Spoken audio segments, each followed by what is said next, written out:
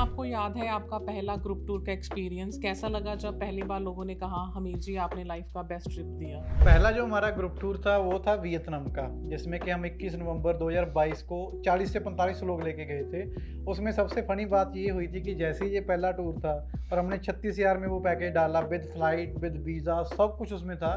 तो एक अंकल जी हैं, प्रितपाल अंकल जी, वो अकेले चले गए और बाद में मेरे को बोले, यार मैं फैमिली को लेके नहीं आया। मैं कहा अंकल जी क्यों नहीं लेके आए? कहते मेरे को ये था कि यार फ्रॉड होगा पक्का कोई ना कोई, तो मैं अकेला पंगा लूँ, फैमिली के साथ क्यों पंगा लूँ, है ना? तो जो पहला टूर था उसी से इतनी हाइप मिली थी कि लोग हैरान थे पूरे ग्रुप में कि सर हमें बहुत ट्रस्ट इशू था कि पॉसिबल नहीं है, ये फ्रॉड होगा। लेकिन आपने साथ घूमे, साथ घुमाया और होटल जो आपका है वो बिल्कुल बीच के ऊपर है, वो भी 4 स्टार, ये कैसे पॉसिबल हुआ? और उसके बाद वही प्रितपाल अंकल जी हमारे साथ आंटी जी को लेके दुबई गए। हम नेक्स्ट जनवरी में गए, हाँ, जनवरी 2023 में पहला दुबई का टूर गया था। तो उसमें जो 40 लोग हमारे साथ ट्रैवल किए थे वियतनाम, उसमें से 10 से 15 लोग दोबारा हमारे साथ ट्रैवल किए थे। तो ऐसे परिवार बनता गया। पहले टूर से स्टार्ट किया और आज गिनती नहीं है कि कितने टूर्स जा चुके हैं। जैसे आपने बताया कि आप इतने सस्ते बजट में जो है लोगों को ट्रिप पे लेके गए।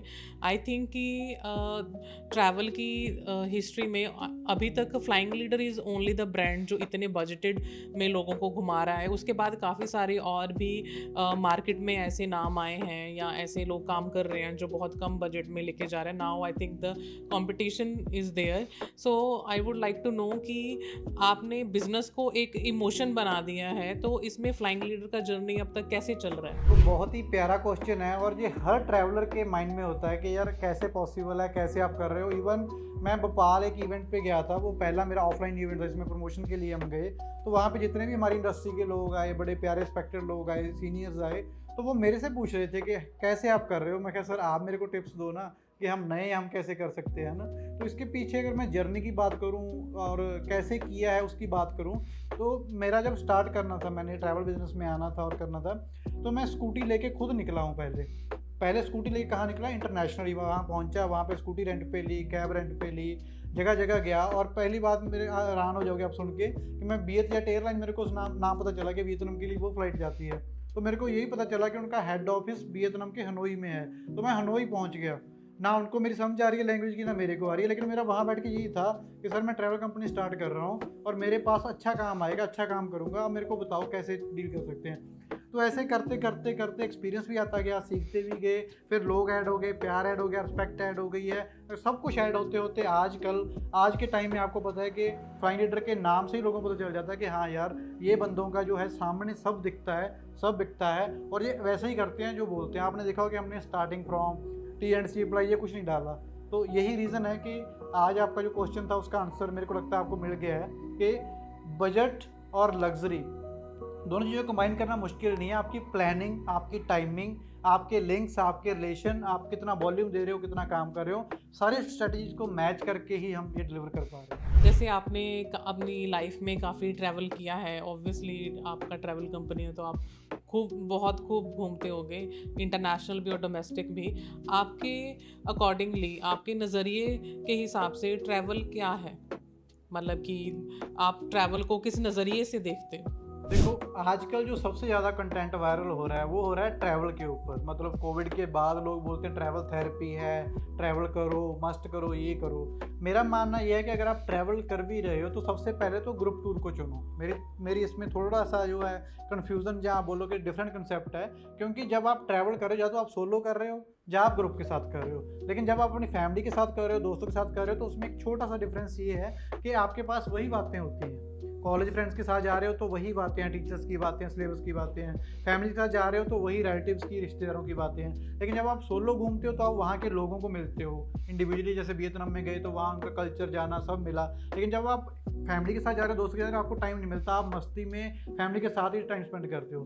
दूसरी ऑप्शन होती है इसमें ग्रुप टूर। ग्रुप टूर में क्या है कि कोई बंदा रिटायर्ड है, कोई बंदा डॉक्टर है, कोई बंदा टीचर प्रोफेशन से है, कोई गांव से है, तो इतना मिक्सचर रहता है लोगों का, वो एक्सपीरियंस शेयर करते हैं, वो वाइब मैच करते हैं। तो इसीलिए ट्रैवल थेरेपी अपने आप बन जाता है। ट्रैवल इज़ अ थेरेपी का आंसर मैं इस वे में दे रहा हूँ कि आप अगर घूम रहे हो तो एक्सपोजर करो, चाहे सोलो करो, फैमिली के साथ भी कर रहे हो तो नए लोगों को मिलो, अपना टाइम स्पेंड करके आओ जरूर। लेकिन वहाँ पे अगर आप जा रहे हो, रेस्टोरेंट पे जा रहे हो, खाना खा रहे हो, ड्राइवर मिल रहा है आपको, तो उसके साथ टाइम स्पेंड करो, उनका कल्चर देखो, वो कैसे रहते हैं, खाते हैं, पीते हैं। तो फिर आपको एक नया जुनून उठेगा अंदर, आपके अंदर एक भावना उठेगी कि यार इस बार तो मैं वियतनाम जाके आया हूँ, मैंने देखा कि लोग कैसे-कैसे वो करते हैं, तो अगली बार यार मेरे को ना जापान का कल्चर देखना है। मैंने यार एशिया तो कर लिया, मेरे को देखना है कि यूरोपियन लोग कैसे रहते हैं, उन्होंने कैसे इतना एम्पायर बिल्ड किया, कैसे-कैसे ग्रो किया। फिर आपको लगता है कि यार नहीं यार, मैंने एक वीडियो देखी साउथ अफ्रीका के लोगों की, उनका वही देसी कल्चर, पुराना ट्रेडिशनल कल्चर, फिर आपकी इच्छा जागती है जब आप इंटरेक्ट करते हो। लेकिन जब आप फ़ोटो खिंचा के ही वापस आ रहे हो, बस वहाँ घूम के वापस आ रहे हो, फिर आप उसको एक थेरेपी नहीं मान सकते, वो फिर आप इंस्टाग्राम तक ही लिमिटेड रह जाते हो या स्टोरीज़ डालने के लिमिटेड रह जाते हो। आप कुछ सीख के नहीं आ रहे, आप कुछ एक्सपोज़ करके नहीं आ रहे। क्या आप ऐसे ऐसे सोचते हो कि ट्रैवल करने से लाइफ के कुछ पर्सपेक्टिव्स क्लियर हो जाते हैं? मतलब कि डिफरेंट कल्चर हैं, डिफरेंट लैंग्वेजेस हैं, और तो लोगों के ज़िंदगी को लेके एक अलग ही नज़रिया है, राइट? मतलब कि इंडिया में लोगों के कुछ और इमोशंस हैं, कल्चर्स हैं। मतलब कि आपके अकॉर्डिंगली ये है कि जो बंदे ज़्यादा मतलब कि टूरिस्ट से ट्रैवलर बन जाते हैं, तो उनका ज़िंदगी को लेके पर्सपेक्टिव चेंज हो जाता है। इसका आंसर तो बहुत प्यारा है। ये 100% नहीं, 200% आपके ऊपर असर करता है। जैसे अभी अब मैं वियतनाम गया था पहले टूर पे, तो हम उनकी टीम के साथ बीच पे बैठे थे, तो मैंने उनसे पूछा कि अभी तक आप खाना क्यों नहीं खा रहे? तो वो बोले कि हम आपके साथ थोड़ा बहुत खाना पीना खाएंगे, लेकिन शाम को हमारा परिवार वेट करता है, हमारी फैमिली वेट करती है। मैंने पूछा क्यों? कहते हमारा ये मानना है कि लाइफ एक बार मिली है और ये हमारा लास्ट डे है। हम ये चीज़ें हम भी बहुत रटते हैं, बोलते हैं कि यार ज़िंदगी को जी लो, लेकिन फिर काम में फंस जाते हैं। तो शाम को उनकी पूरी फैमिली नीचे बैठ के डिनर करती है। तो उस चीज़ ने इतना इंस्पायर किया कि यार सच में हम किताबों तक सीमित लग रहे हैं कहीं न कहीं, और वो लोग रियलिटी में एन्जॉय कर रहे हैं। तो अगर आप एक्सपोज़ कर रहे हो, बाहर नया-नया कुछ देख रहे हो, तो डेफ़िनेटली ये चीज़ आपकी काम आती है। ट्रैवल इंडस्ट्री में कंपटीशन बहुत है। आप किस चीज़ से अलग खड़े होते हो मार्केट में? ये क्वेश्चन ना मेरे को जब मैं इवेंट पे जाता हूँ या कहीं इंडस्ट्री में बैठते हैं, तो मेरे को लोग पूछते हैं कंपटीशन क्या है, कंपटीशन किसके साथ है, आप क्या कर रहे हो? आप यकीन मानना, जिस दिन मैंने स्टार्टअप लॉन्च किया था ना 1 नवंबर 2022 को, तो मैंने ये देखा ही नहीं कि कौन बंदा कैसे इंडस्ट्री में काम कर रहा है। हमारा अपना विज़न था, मेरा अपना विज़न है। मैंने घूमा, ट्रैवल किया, रेट निकाले, पैकेज लॉन्च किया, ट्रैवल करवाया, एक्सपीरियंस किया। आज भी मेरा सच में मेरा ये नहीं है कि मेरे को वो करना है जो वो कर रहा है, मेरे को वो करना है जो वो कर रहा है। क्यों? मैं अपनी लाइन में लगा हूँ, मैं अपनी रेस में लगा हूँ, मैं अपने स्ट्रगल में लगा हूँ। लोग बोलते हैं कि यार मैं स्ट्रगल करता हूँ, मेरा देखो स्ट्रगल किया है। भाई स्ट्रगल आप अपने लिए करते हो ना। तो हम फ्लाइंग लीडर के लिए स्ट्रगल कर रहे हैं, तो वो हमारी मेहनत है। कंपटीशन वर्ड तो है ही नहीं, क्योंकि अगर आप कंपटीशन मानने लग जाओगे ना, तो आप अपने कंपटीटर को देखने लग जाओगे। उसने ये कर दिया मैं भी वो करूँ, उसने वो कर दिया मैं भी वो करूँ। क्या है? अपना सुकून, अपनी लाइफ, अपने आइडियाज़, अपनी टीम, अपने ट्रैवलर, सब कुछ अपना है, दुनिया अपनी है, ठीक है, सारे ट्रैवलर्स अपने हैं। तो इस चीज़ को कंपटीशन में अगर ले जाओगे ना, तो वहीं उस दलदल में फंस के रह जाओगे। तो मेरा मानना तो ये है कि जो आप कर रहे हो, आपको अगर शीशे के सामने खड़ के लग रहा है कि मैं सही कर रहा हूँ, मैं ठीक कर रहा हूँ, तो उस चीज़ को मानो, दूसरे की मत सुनो। ये एक जैसे मेरे एक दोस्त अभी डॉक्टर हैं, तो उन्होंने माताजी का ऑपरेशन किया मेरे मदर के घुटनों का। तो मेरे मम्मा बोलने लगे कि इस घुटने में ये हो रहा है, इसमें ये हो रहा है, मैं कैसे करूँ, वो करूँ, वो करूँ। तो वो बोलता है कि इस घुटने की बात इस घुटने के साथ मत कंपेयर करो, उसका स्ट्रक्चर डिफरेंट है, इसका स्ट्रक्चर डिफरेंट है। तो अगर हमारे शरीर में ही 2 डिफरेंसेस हैं कहीं न कहीं, तो दुनिया में तो कितना डिफरेंस है, कितना कंपटीशन है। तो इस चीज़ को अगर आप जितना डीप जाओगे, आप फँसते जाओगे, और जितना आज़ाद होके, बेपरवाह होके, पूरा क्लियर होके चलोगे, तो उसका रिज़ल्ट आपके सामने है। आप देख ही रहे हो कि कैसे लोग हमारे साथ जुड़ रहे हैं, घूम रहे हैं और प्यार दे रहे हैं। आपकी जो रील्स होती हैं उसमें आप बहुत एनर्जी से बोलते हो, मतलब कि जो फ्लाइंग लीडर का टैग लाइन है, बैग उठाओ और चलो, वो सुन के तो ऐसी फीलिंग आती है कि बस छोड़ दो सब कुछ, बैग निकालो और सच में भाग जाओ। आपको इतना एनर्जी और मोटिवेशन कहाँ से मिलता है? एक ना नर्सरी क्लास में सब ने ये लाइन रटी हुई है, नर्सरी एलकेजी यूकेजी में, डू गुड हैव गुड। ठीक है, उस टाइम पे तो वो नॉर्मली हमारे लिए एक क्वेश्चन आंसर था। उस 4 शब्दों का मीनिंग बहुत बड़ा है। ठीक है, कि अगर आप कुछ अच्छा करने निकले हो तो आपके साथ अच्छा ही होता है। तो अगर मैं बोलता हूँ ना कि 30,000 में मलेशिया है, तो वो 1,000 लोग हमारी प्रोफाइल पे दिख रहे हैं। अगर मैं बोलता हूँ कि 95,000 में लग्जरी पैकेज है, तो वो लोगों को दिख रहा है, उसके साथ हम ट्रैवल कर रहे हैं। अगर हम बोल रहे हैं कि मनाली हमारा 5,000 में है ना, वो भी with dinner, with breakfast, with गाड़ियाँ, विद होटल, तो वो लोगों को दिख रहा है, लोग जा रहे हैं, एंजॉय कर रहे हैं। तो वो एक्साइटमेंट आने का रीज़न है ईमानदारी, सच्चाई, और जो है वही है। ठीक है, एक झूठ बोलोगे तो ना आपको 100 छुपाना पड़ता है। ठीक है, अभी मैं बोल दूं कि टी&सी अप्लाई, स्टार्ट फ्रॉम, ये वो, तो हमारी टीम जस्टिफाई करती मर जाएगी, नहीं नहीं सर वो उसमें ना ये है वो है। तो कॉन्फिडेंस आने का, एक्साइटमेंट आने का रीज़न है ईमानदारी, जो कि आजकल के टाइम में कहीं न कहीं लग रहा है, लोग बोलते हैं कि बहुत कुछ हिडन चल रहा है। ठीक है, हमसे भी कस्टमर यही क्वेश्चन पूछते हैं कि कोई हिडन चार्ज, कोई ये चार्ज, हम पूछते हैं कि क्यों? वो बोलते हैं कि यार होता है। हमने बोला कि हमारे तो नहीं होता। तो जो बैग उठाओ और चलो की टैगलाइन अपने आप बनी है, वो भी नेचुरली बात करते-करते बन गई। तो उसका यही है कि यार आपके साथ कोई फ्रॉड हुआ हो, आपके साथ कोई बैड एक्सपीरियंस हुआ हो, वो भूल जाओ। अब बस अपना बैग पैक करो और ज़िंदगी, हर कोई बंदा बोलता है कि एक बार मिली है। हर बंदे की यही मोटिवेशन है कि ज़िंदगी एक बार मिली है, इसको एन्जॉय कर लो। कर कौन रहा है? कोई नहीं कर रहा है ना। छुट्टी नहीं है जी, टाइम नहीं है जी, ये नहीं है, वो नहीं है। तो फिर जाओगे कब? किसी ने ऊपर देखा है स्वर्ग कैसा है? किसी ने नर्क देखा है? सारी चीज़ों को हम मानते हैं, विश्वास करते हैं, सुनते हैं, लेकिन कब देखेंगे क्या होगा, उससे पहले हम जो दुनिया का स्वर्ग है, जो दुनिया बनाई है हमारे लिए, उसको तो देख लीजिए ना। तो इसीलिए बैग उठाओ और चलो का जो कंसेप्ट है, वो सिर्फ यही है कि आप मोटिवेटेड रहो, आप हैरान रहो, आप हमेशा एक्साइटमेंट में रहो और दोस्तों को बोलो कि हाँ यार, कोई बंदा है जो हमारे बजट में 5,000 में भी, 30,000 में भी, 90,000 में भी, 2 लाख में भी, जितना आप बोलोगे उस बजट में जब घुमा रहा है, साथ चल रहा है, आपको सपोर्ट दे रहा है, तो अब इसमें कमी क्या है? जैसे जो है लोग आपको या आपकी टीम को कांटेक्ट करते होंगे जो है किसी भी टूर पैकेज को बुक करवाने के लिए आए, जो है लोगों को मतलब इस बात पे सच में ट्रस्ट आ जाता है कि ये पैकेज जो है जितना बता रहे हो कि ये इतने का ही है, कि 5,000 में जैसे आपका भी मनाली चल रहा है, या दुबई जो है आप 90,000 में या 95,000 में ये ले लो, क्योंकि जो 5 स्टार कैटेगरी के लोग होते होंगे वो भी आपकी रील देखते होंगे, या 3 स्टार कैटेगरी वाले, 4 स्टार कैटेगरी वाले जो लोग हैं, तो मतलब कि उनको जैसे 5 स्टार कैटेगरी वाले लोगों का मेंटालिटी ये होता है कि इतना, अगर इतना ज़्यादा सस्ता है तो पक्का झोल होगा, और इतने में लग्जरी अफोर्ड नहीं कर सकते हो आप। तो मतलब आप ऐसे कस्टमर्स के साथ या ऐसे लोगों के साथ कैसे डील करते हो? ये वाला चैलेंज ना हमें बहुत रहा है। कब रहा है? जब हमारा पहले 1 साल पूरा नहीं हुआ था। क्योंकि लोगों को एक नए ब्रांड के ऊपर ट्रस्ट करना, विश्वास बनाना, पूछना, तो उस टाइम पे तो लोग वीडियो कॉल करते थे, लोग ऑफ़िस विज़िट करते थे, लोगों को वो हमारे जीएसटी डिटेल्स और पूरा डिटेल माँगते थे। वो जेन्युइन है, उनके साथ फ्रॉड हुआ भी होगा, उनके साथ बैड एक्सपीरियंस हुआ भी होगा, और वो खुद अगर प्लान कर रहे हैं टूर तो 1 लाख का सोच रहे हैं और हम दे रहे थे 50,000 में, तो वो क्वेश्चन अपने आप रेज़ होता है। तो उस चीज़ को अपने आप ही, जब हमारे ग्रुप टूर गए, हमारे रिव्यूज़ बाहर आए, हमारे लोगों ने अपने आप माउथ मार्केटिंग स्टार्ट की है, तो आज मैं आफ्टर 3 ईयर्स ये बोल सकता हूँ कि हाँ, जो लोग बिल्कुल फ्रेश हमारे अकाउंट पर आके हमारी वीडियो देख रहे हैं, वो हो सकता है एक बार क्वेश्चन कर लें, लेकिन अब 95 या 99% लोग फ्लाइंग लीडर को जानते हैं, ट्रस्ट को जानते हैं, विश्वास को जानते हैं, प्राइस को जानते हैं। इवन एक काफ़ी फेमस सिंगर के म्यूज़िक टीम से भी हमें कॉल आया था हमारी टीम को।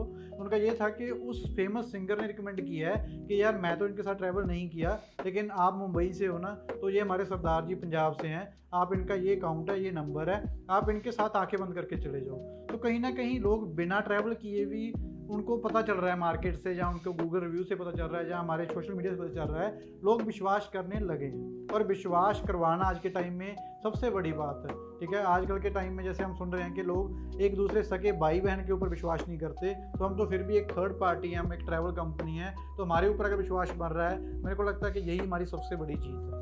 अब आप कौन सी ऐसी नई डेस्टिनेशंस या कौन से ऐसे नए सरप्राइजेस लेकर आ रहे हैं अपने ऑडियंस या अपने लोगों के लिए? देखो, दुनिया में हर रंग है, हर कल्चर है, हर कंट्री है, हर तरह का टेस्ट है, और लोगों जो घूमने वाले हैं उनको भी अलग अलग कल्चर चाहिए। किसी को नाइट लाइफ पसंद है, किसी को बीच पसंद है, किसी को माउंटेन्स पसंद है, किसी को एडवेंचर पसंद है, किसी को कुछ पसंद है। तो वो डिपेंड करता है कि हम कैसा कैसा टेस्ट ऐड कर सकते हैं। अभी तक फ्लाइंग लीडर ने जो प्लान किया है, वो पूरे का पूरा फैमिलीज बजटर टूर्स किए हैं, जिसमें कपल्स को ज़्यादा टारगेट किया है, सीनियर सिटीजन को ज़्यादा टारगेट किया है। और सेम अगर थाईलैंड की बात करें, वो हर बैचलर का फ्रेंडली कंट्री है ना, तो वहाँ के लिए क्या प्लानिंग है। तो ये डिपेंड करता है कि हम आगे आगे किस चीज़ को ज़्यादा फोकस कर रहे हैं। तो हमारा यही है कि जहाँ लोगों का मन है, हमें कॉल आती है, हमें मैसेज आता है, क्वेरी आती है, हम उससे उसका पूछते हैं कि आपको चाहिए क्या है। ठीक है, आप कैसे लाइफ एंजॉय करना चाहते हो। सपोज किसी को बड़ी शांति पसंद है, वो राइटर है, उसको किताब लिखनी है, लेकिन हम उसको ले जाएं वहाँ क्लब वर्ल्ड टूर में, तो आप सोचो ना उसके साथ क्या, उसकी लाइफ का सत्यानाश होगा, बेचारे का माइंड का क्या होगा। तो वो हमें देखना पड़ेगा कि कस्टमर को चाहिए क्या, उसको कहाँ घूमना है, क्या करना है, कैसी फीलिंग चाहिए। और मैं ट्रैवलर को भी यही बोलना चाहूँगा कि आप पहले ये देखो कि आपके मन को शांति कहाँ मिलेगी। ठीक है, बजट के चक्कर में मत जाओ, किसी के कहने पर मत जाओ, आप देखो कि आपको पसंद क्या है। ठीक है, नेचुरल लाइफ पसंद है, तो वो देखो, नाइट लाइफ पसंद है वो देखो, कुछ कंट्रीज को ग्रो करते देखना है, वहाँ बिजनेस पर्पज से जाना है, उन कंट्रीज को देखो। तो उस चीज़ को करते करते हम स्टेप बाय स्टेप हर तरह का टूर लेके आ रहे हैं। तो हमीर जी, सबसे पहले अभी आप ये बताइए कि फ्लाइंग लीडर का आइडिया आपके दिमाग में कैसे आया और इसका नाम फ्लाइंग लीडर क्यों है? जब हर मिडिल क्लास फैमिली में ये एक एक्साइटमेंट रहती है कि मैंने अपनी मम्मा को, अपने पापा को, अपने फादर को, अपनी वाइफ को जहाज़ पे घुमाना है, तो वो सपना पूरे करते करते बंदे की पूरी उम्र निकल जाती है। और जब बजट आता है तो बजट 1 लाख 2 लाख 4 लाख जब टूर का आता है तो एक मिडिल क्लास बंदा सोचता है कि नहीं यार, मैं कहीं ना कहीं लोकल गाड़ी पे ही कहीं ना कहीं घूम आता हूँ।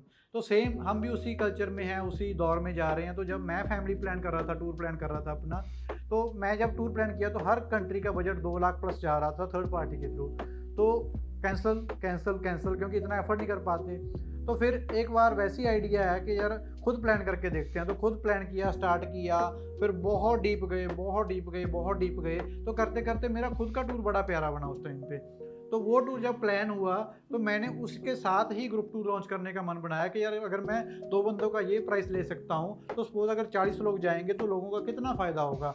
तो ये एक इकट्ठा करते करते, आइडियाज़ इकट्ठा करते करते, एक्सपीरियंस, हमने एक परिवार बना ली जिसका नाम है फ्लाइंग लीडर। और मेरे दोस्त का ये मानना है नाम के ऊपर कि आप जिस इंडस्ट्री में जाते हो आप उसके लीडर बनो।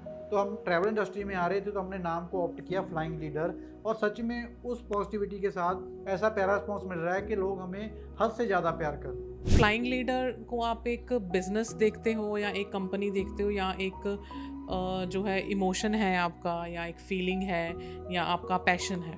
देखो, लोग बोलते हैं कि बिजनेस में इमोशन नहीं होना चाहिए, लेकिन मैं डे 1 से जिस टाइम से स्टार्ट किया है काम, मैं इमोशन के साथ काम करता हूँ। तो इमोशन में मेरी फैमिली भी आती है, इमोशन में मेरी टीम भी आती है, इमोशन में हमारे कस्टमर भी आते हैं।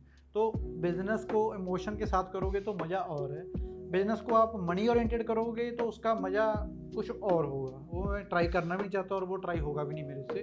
तो मेरी तरफ से तो जो बिज़नेस है, जहाँ फ्लाइंग लीडर है, वो पर्सनली इमोशन ये है कि किसी बंदे का सपना पूरा कर रहे हैं हम घूमने का, जो पूरी 1 साल से 2 साल से यही प्लानिंग कर रहा था कि कब वो 5 दिन की छुट्टी लूँ, उसके लिए दिन रात काम करूँ और मैं घूमने जाऊँगा।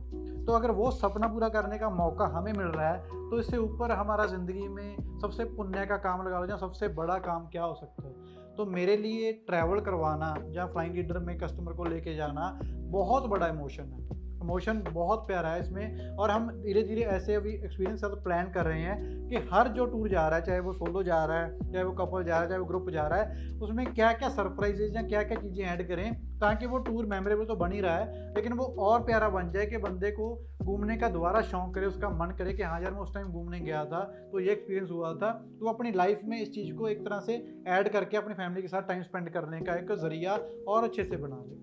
आप बीच पर्सन हो या आपको माउंटेन्स ज़्यादा पसंद है? आपको कौन सी डेस्टिनेशन सबसे ज़्यादा अच्छी लगती है, ताकि आने वाले आगे पॉडकास्ट में हम उसके बारे में चर्चा कर सकें? देखो, लोग बोलते हैं कि हमने पहाड़ों में घूमना है, ठीक है। मेरा मानना यह है कि कौन से पहाड़ों में। अगर आप बोल रहे हो कि मेरे को पहाड़ पे जाके रहना है, वहीं रुकना है, वो चीज़ डिफरेंट है। लेकिन अगर आप लेह लद्दाख जा रहे हो और आपको हर तरीके का पहाड़ मिल रहा है, हर तरह की हाईवे मिल रही है, हर तरह का व्यू मिल रहा है, बीच में पानी मिल रहा है, बर्फ़ मिल रही है, तो मैं उनको पहाड़ मानता हूँ। लोगों के ध्यान में जो पहाड़ आते हैं वो ग्रीन ग्रीन ऐसे तीखे आते हैं, लेकिन मेरे दिमाग में आती हैं वो पीसफुल रोड्स, पीसफुल हाईवेज़, हर तरफ पे बर्फ़ है, हर तरफ पे पहाड़ है, कहीं ग्रीनरी है। उस व्यू को मैं दिल में बसा के रखता हूँ। फिर जो कैटेगरी आती है बीच की, वो भी डिफरेंट कैटेगरी होती है। बीच को लोग सोचते हैं कि समुद्र का किनारा है, पानी है, ये है, वो है ना, लेकिन असली बीच वो होती है जहाँ आप शांति में बैठे हो, नंगे पैर बैठे हो और आप ना नेचर को जो फील कर रहे हो। नेचर का फीलिंग कैसे आता है? बीच के ऊपर बैठना, कभी वहाँ बैठोगे आप जहाँ आपको पानी की आवाज़ से प्यार होता जाएगा। पानी आ रहा है, वापस जा रहा है, फिर छल्लें आ रही हैं, फिर वापस जा रही हैं, लेकिन हम क्या कर रहे हैं? हम बीच के ऊपर जा रहे हैं और उसको जैसे कि स्नान करने आए होते हैं ना किसी रिलीजियस प्लेस पर, वैसे ट्रीट करते हैं हम बीच को। तो मेरे लिए बीच एक थेरेपी सच में है। वो बीच है जहाँ पे क्राउड नहीं है, वहाँ पे सिर्फ हम हैं, जहाँ आधी रात है और आप फ्री टाइम पे बैठे हो। तो जो अगर बीच आप बात करो कि जहाँ क्राउड है, फोटो सेशन हो रहा है, एक्टिविटीज़ हो रही हैं, वो बीच को मैं बीच नहीं। और अगर हम पॉडकास्ट की बात करें तो डेफिनेटली मैं अपना फेवरेट कंट्री बताऊंगा उसमें, जिसमें मैं 5 बार ट्रैवल कर चुका हूँ। अगर आप भी मेरे को आज बोलो कि वहाँ जाना है तो मैं 6वीं बार भी रेडी हूँ। तो ये एक्सपीरियंस है हमारा, ये हमारी जर्नी है, ऐसे हम आपके साथ शेयर करते रहेंगे। तो धन्यवाद, थैंक यू सो मच।